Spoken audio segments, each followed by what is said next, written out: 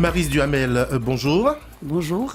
Vous êtes avocate au barreau de Fort-de-France. Vous êtes également membre du MIR, le Mouvement international pour les réparations. Et vous venez de publier une lettre, Maryse Duhamel, lettre dans laquelle vous remerciez la chanteuse guadeloupéenne Joëlle Ursule pour son courage.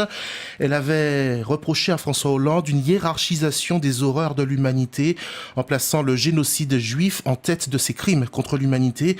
Une indignation de Joëlle Ursule qui l'honore, c'est ce que vous dites. Oui, tout à fait, oui. Pourquoi ? Parce qu'il est extrêmement rare de voir des personnes non politiques, nous allons dire non engagées politiquement, prendre des positions aussi radicales contre ce qui se passe.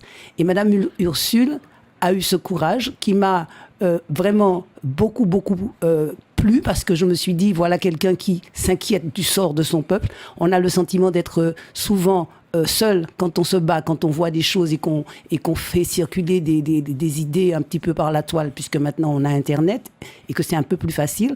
Et voir donc quelqu'un qui prend une position aussi ferme. Une artiste et qui écrit au président de la République. Qui écrit au président de la République et surtout, j'allais dire simplement une artiste. Ce n'est pas une personne politique. Ce n'est pas une personne qui a l'habitude de s'exprimer sur la chose publique. Et là, non seulement elle s'exprime avec énormément de sincérité et avec énormément de justesse. Et vraiment, je trouve que c'est une excellente chose. Alors, ce principe de hiérarchisation, toutefois, vous tenez à dire que tout part, selon vous, d'une vision bien précise des choses au départ, une vision blanche, oui. Une vision européenne sur les différentes composantes de la population mondiale. Oui, tout à fait. Il faut savoir une chose, c'est que chaque civilisation a son paradigme, c'est-à-dire sa manière de voir le monde, les principes qui seront posés à la base même de cette perception et de cette conception du monde, et ensuite la pratique de ce paradigme, la pratique de cette vision du monde. Il se trouve que l'Europe, les Européens ont été les premiers et les seuls à établir leur fondement même de la vision, de leur vision du monde sur la racialisation des rapports humains. C'est-à-dire qu'ils ont créé le concept identitaire de race. Un Européen se définit comme étant un être racial et définit donc les autres comme étant des êtres raciaux. Ce sont eux qui ont inventé ce critère de définition identitaire et qui ont réussi au moyen de la colonisation et d'un certain nombre d'exactions commises partout dans le monde, parce qu'il faut vraiment dire que l'Europe, qui est l'un des plus petits continents, est le seul à être allé partout dans le monde, massacré et prédaté. Donc, c'est justement cette vision du monde qui est racialisée qui leur permet de faire une hiérarchie. Puisqu'il y a plusieurs races, puisque tous les humains ne sont pas identiques, eh bien, il y a ceux qui sont au-dessus et ceux qui sont en dessous. Ça, c'était vrai hier, ça l'est toujours, selon vous ? Ça l'est de plus en plus. Ça l'est de plus en plus. Pourquoi ? Pourquoi ça l'est de plus en plus ? Parce qu'en fait, nous autres, non-européens, non-blancs, nous avons depuis maintenant... Les Noirs, les Indiens... Oui, nous allons dire les non-blancs, ceux qui ne se définissent pas identitairement comme étant des êtres racialisés ou des êtres blancs. Les blancs étant ceux qui nous définissent comme des êtres racialisés, mais nous ne nous définissons pas comme cela. Nous nous définissons comme des êtres humains, de vrais êtres humains, point final.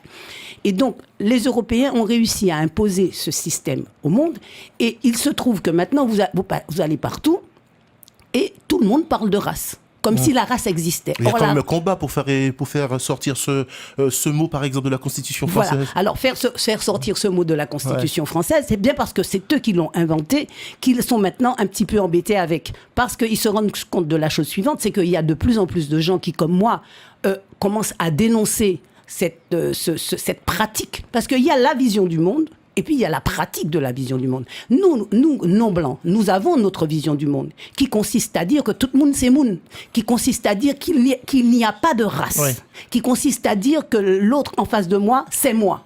Je dois pouvoir me reconnaître dans l'autre qui est en face de moi. Un blanc n'est pas capable de se reconnaître dans un noir. Et lorsque Madame Georges Paul-Langevin, rappelle, ministre des Outre-mer d'origine guadeloupéenne, lorsqu'elle répond à la lettre de Joëlle Ursule et croit taire la polémique en disant que la traite négrière avait pour objectif de trouver une main-d'œuvre bon marché, mais qu'il n'y avait pas intention, pas de programmation d'une extermination, elle s'est trompée selon vous ? Alors, je ne dirais pas qu'elle s'est trompée. Je dirais que Madame Paul-Langevin est l'incarnation même de ce qu'on appelle le créolisé, la créolisation réussie. Il faut savoir que pour pouvoir mettre en place sa pratique de sa vision du monde raciste, l'Europe, les Européens, et en l'occurrence les Français nous concernant, ont utilisé divers processus, dont celui de la créolisation. La créolisation, c'est faire adhérer celui que vous dominez, que vous prédatez, à vos propres conceptions.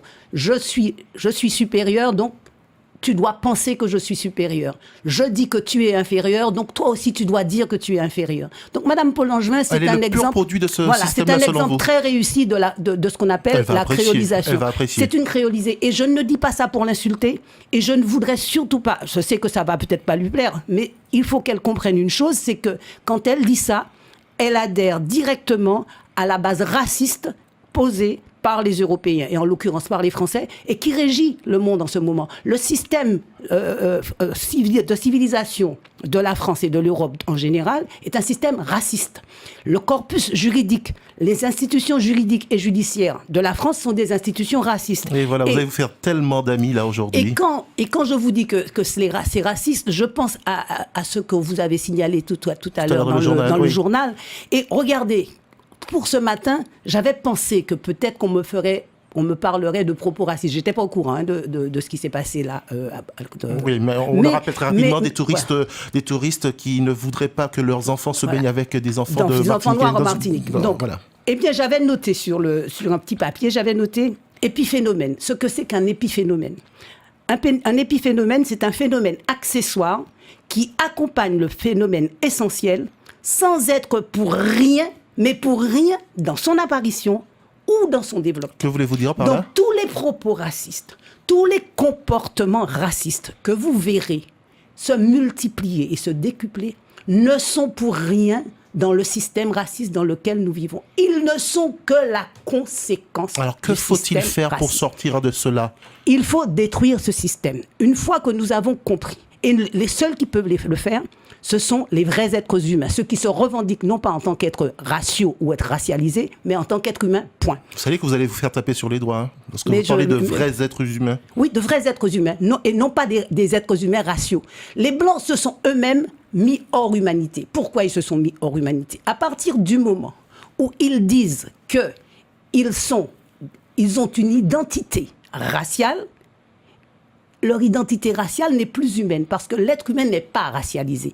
Ils ont racialisé leur rapport aux autres, mais leur rapport aux autres, cette racialisation est illusoire, parce que la race en tant que telle n'existe pas. Et pourquoi elle n'existe pas ? Je vous le disais tout à l'heure. Regardez, ils se prétendent de race blanche, et quand ils se mélangent avec une autre, ce qu'ils appellent race, l'enfant qui en sort n'est pas blanc. Ça veut dire qu'ils ne sont même pas capables de transmettre la race à laquelle ils prétendent appartenir. Maryse Duhamel, ce débat que vous avez certainement ravivé avec les propos tenus dans Décryptage ce matin, cela doit-il agiter uniquement certains milieux intellectuels, pas la classe politique par exemple ?